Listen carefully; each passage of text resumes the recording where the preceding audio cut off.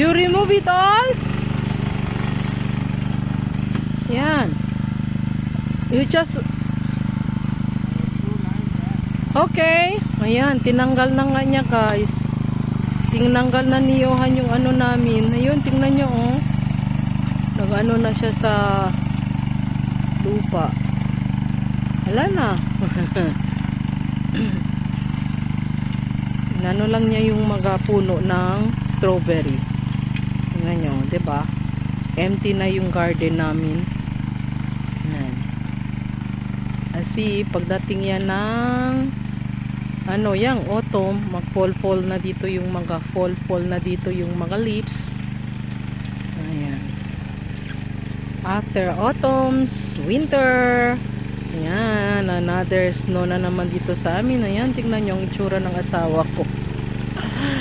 Ah,